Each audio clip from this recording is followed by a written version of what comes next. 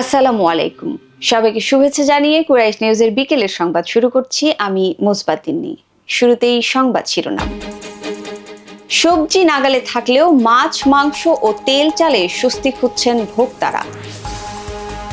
গোপালগঞ্জে বাসের চাপায় প্রাণ গেল ৩ মোটরসাইকেল আরোহীর।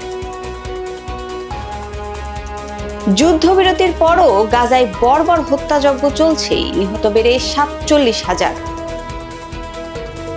এবং বিজয়ের উচ্ছ্বাসে ভাসতে ভাসতেই মায়ের মৃত্যুর খবর পেলেন পেসার খালেদ।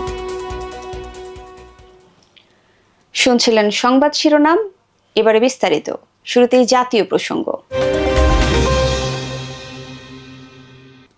চাহিদা যোগানের মারপ্যাচে কোনো শাকসবজির দাম ওঠানামা করলেও অনেকটাই সাধ্যের মধ্যে চলে এসেছে বেশিরভাগ সবজির দাম। তবে মাছ, মাংস, তেল ও চালের চড়া বাজার ভোগাচ্ছে সাধারণ মানুষকে। নিত্যপণ্যের বাজারে তাই কোনো আশ্বাস নয়, স্বস্তির বার্তা চান তারা। শুক্রবার রাজধানীর কারওয়ান বাজার, শেওড়াপাড়া টাউন হল বাজার ও তেজগাঁওয়ের কলমিলতা বাজার ঘুরে দেখা যায়, বাজারে মানভেদে প্রতি কেজি বেগুন ৫০ থেকে ৬০, করলা ৪০, বরবটি ৫০, মূলা ২০, লতি ৬০ ও পটল ৩০ থেকে ৪০ টাকায় বিক্রি হচ্ছে। ১ মাসের বেশি সময় ধরে বাজারে চড়া দামে বিক্রি হচ্ছে ব্রয়লার ও সোনালী মুরগি। বাজার ভেদে বর্তমানে এই ১ কেজি ব্রয়লার মুরগি ২০০ থেকে ২১০ ও সোনালী মুরগি ৩২০ থেকে ৩৫০ টাকায় বিক্রি হচ্ছে। মাসখানেক আগেও এর দাম ৩০ থেকে ৪০ টাকা কম ছিল। সচিবালয়ের নিরাপত্তা নিশ্চিত করতে ও সেবা প্রার্থীদের ভোগান্তি কমাতে তথ্য মন্ত্রণালয়ের অধিভুক্ত সংস্থা তথ্য অধিদপ্তর অর্থাৎ পিআইডি ও গণপূর্ত মন্ত্রণালয়ের অধিভুক্ত সংস্থা সরকারি আবাসন পরিদপ্তরকে সচিবালয়ের বাইরে স্থানান্তরের কথা ভাবছে সরকার। কারণ হিসেবে জানা যায়, এই দুটি সংস্থা থেকে যারা সেবা পেতে চান তাদের সচিবালয়ের ভেতরে আসতে পাস জোগাড় করতে হয়, যা কষ্টসাধ্য। অপরদিকে পাস নিয়ে ভেতরে প্রবেশের ঘটনায় সচিবালয়ের নিরাপত্তা ব্যবস্থা হুমকির বিষয়টিও সামনে চলে আসে। এসব কারণেই মূলত দুটি সংস্থার কার্যক্রম সচিবালয়ের বাইরে কোথাও স্থানান্তর করা যায় কিনা তা নিয়ে সরকারের সংশ্লিষ্ট মহল ভাবছেন। এবারে জেলার সংবাদ। গোপালগঞ্জের কাশিয়ানীতে বাসের চাপায় ৩ মোটরসাইকেল আরোহী নিহত হয়েছেন। শুক্রবার উপজেলার ঢাকা-খুলনা মহাসড়ক অংশে এই দুর্ঘটনা ঘটে। নিহতরা হলেন উপজেলার পোনা এলাকার বাসিন্দা দীপু দাস, বিশাল নাগ ও হৃদয় মৃধা। তারা সবাই বয়সে কিশোর এবং স্কুল পড়ুয়া। ভাঙা হাইওয়ে থানার ভারপ্রাপ্ত কর্মকর্তা মোহাম্মদ রাকিবুজ্জামান বিষয়টি নিশ্চিত করেন। এবারে আন্তর্জাতিক প্রসঙ্গ। যুদ্ধবিরতির পরও ফিলিস্তিনের অবরুদ্ধ গাজা ভূখণ্ডে ইসরায়েলি বর্বর হামলায় কমপক্ষে আরো ৮১ ফিলিস্তিনি নিহত হয়েছেন।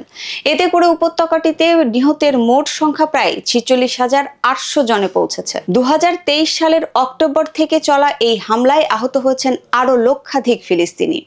বৃহস্পতিবার এক প্রতিবেদনে এই তথ্য জানায় বার্তা সংস্থা আনাদোলু। প্রতিবেদনে বলা হয়, গাজা উপত্যকায় চলমান হামলায় কমপক্ষে আরো ৮১ জন ফিলিস্তিনি নিহত হয়েছেন। এতে করে ২০২৩ সালের অক্টোবর থেকে এই পর্যন্ত মোট মৃতের সংখ্যা বেড়ে দাঁড়িয়েছে ৪৬,৭৮৮ জনে। বৃহস্পতিবার অবরুদ্ধ এই ভূখণ্ডের স্বাস্থ্য মন্ত্রণালয় এসব তথ্য জানায়। জানাবো খেলার খবর। খুলনা টাইগার্সের বিপক্ষে দারুণ পারফরমেন্স করেছেন চিটাগাং কিংসের পেসার খালেদ আহমেদ। তার দল জয় পেয়েছে। জয়ের আনন্দ নিয়ে হোটেলে ফেরার পর হঠাৎই তিনি জানতে পারেন তার মা আর পৃথিবীতে নেই। খালেদের দল চিটাগাং কিংস খালেদের মায়ের মৃত্যুর সমবেদনা জানিয়েছে। কিংস জানায়, বৃহস্পতিবার খালেদের মা মারা গেছেন। খালেদের মা মারা যাওয়ার খবরটি নিশ্চিত করেছেন তার ভাই জায়েদ আহমেদ। বৃহস্পতিবার খুলনার বিপক্ষে বল হাতে ২ উইকেট নিয়েছেন খালেদ। ৪ ওভারে ২৬ রান খরচায় ২ উইকেট নেন এই পেসার। এদিন চট্টগ্রামের জহুর আহমেদ স্টেডিয়ামে খুলনা টাইগার্সকে ৪৫ রানে হারায় চিটাগাং কিংস, যা তাদের টানা ৪র্থ জয়। সংবাদ শেষ করব বিনোদন অঙ্গনের খবর দিয়ে। গভীর রাতে নিজ বাড়িতে ছুরিকাঘাতে আহত হন বলিউড অভিনেতা সাইফ আলী খান। এ হামলায় তদন্তে নেমে চাঞ্চল্যকর তথ্য প্রকাশ করল মুম্বাই পুলিশ। বৃহস্পতিবার রাতে মুম্বাই পুলিশের বরাত দিয়ে ভারতীয় সংবাদ মাধ্যম এনডিটিভি জানায়, হামলাকারীর টার্গেট ছিল সাইফের শিশু সন্তান। ছোট ছেলে জাহাঙ্গীর ওরফে জোহকে টার্গেট করে 1 কোটি রুপি নেওয়ার পরিকল্পনা ছিল হামলাকারীর। আর এই পরিকল্পনার মাঝে বাবা সাইফ চলে আসায় নির্মম ছুরিকাঘাতের শিকার হন এই অভিনেতা। সংবাদ শেষ করার আগে সংবাদ শিরোনামগুলি আরেকবার। সবজি নাগালে থাকলেও মাছ, মাংস ও তেল চালে স্বস্তি খুঁজছেন ভোক্তারা। গোপালগঞ্জে বাসের চাপায় প্রাণ গেল 3 মোটরসাইকেল আরোহী।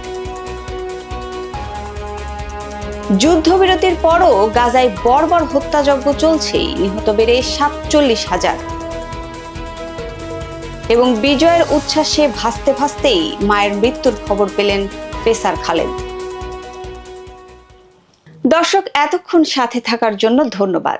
সবশেষ সংবাদ দেখতে চোখ রাখুন কুরাইশ নিউজের পর্দায় অথবা ভিজিট করুন www.kuraishnews.com। কুরাইশ নিউজের পরবর্তী সংবাদ দেখার আমন্ত্রণ জানিয়ে আপনাদের কাছ থেকে বিদায় নিচ্ছি আমি তিন্নি। আল্লাহ হাফেজ।